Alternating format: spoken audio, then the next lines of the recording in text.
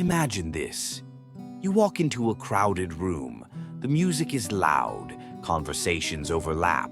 People are laughing, mingling, moving effortlessly from one group to another.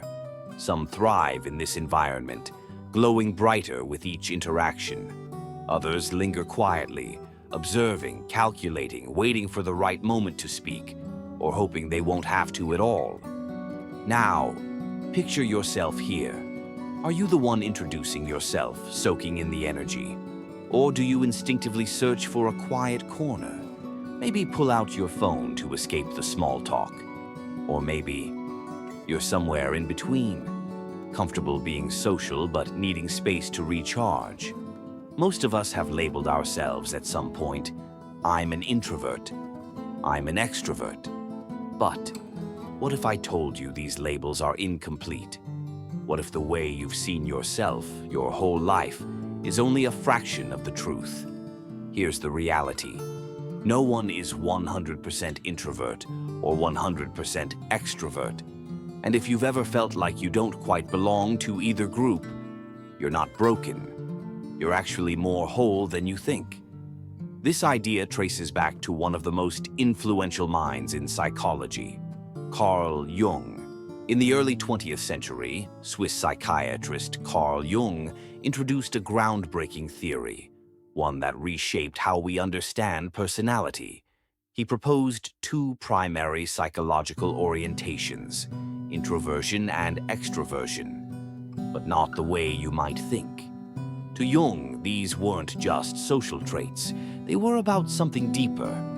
Not what we do, but where our energy flows. Introverts, Jung believed, direct their energy inward. Their inner world, thoughts, emotions, ideas, feels more real than the outside one. Solitude isn't isolation for them, it's fuel. They reflect, analyze, and replay conversations long after they've ended. Extroverts, on the other hand, direct their energy outward. They're energized by the external world, people, events, action. They think out loud, process as they go, and feed off of social interaction. But here's the twist. Jung didn't believe anyone was purely one or the other. In fact, he argued that labeling ourselves as such is misleading. Think of personality as a spectrum. At one end, deep introversion, people who crave solitude and find socializing exhausting. At the other, extreme extroversion, those who can't stand being alone for long. But most of us, we live somewhere in the middle.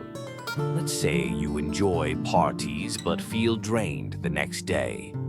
Or you love deep conversations but can also appreciate light banter. You feel restless after too much alone time, but overwhelmed after too much socializing. If that sounds like you might be an ambivert. Ambiverts are the flexible middle. They shift between introverted and extroverted modes depending on the context. They can lead a group one day and retreat for deep reflection the next. They're not indecisive, they're adaptable, and that adaptability is powerful.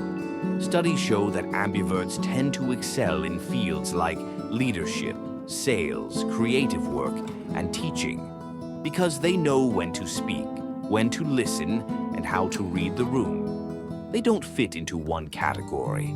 They bridge them. And this ability, Jung believed, isn't just common. It's essential to becoming a whole person. Jung's ultimate insight wasn't about choosing sides. It was about integration. He believed that while we may be born with certain tendencies, life constantly shapes us. A shy child can become a confident speaker. A loud teenager can grow into a thoughtful, reflective adult. Our personalities aren't fixed. They evolve. With age, we don't become more introverted or extroverted. We become more balanced. We begin to integrate both sides of ourselves. If you've ever felt like you don't fit neatly into a box, good. You're not supposed to. Instead of asking, am I an introvert or extrovert?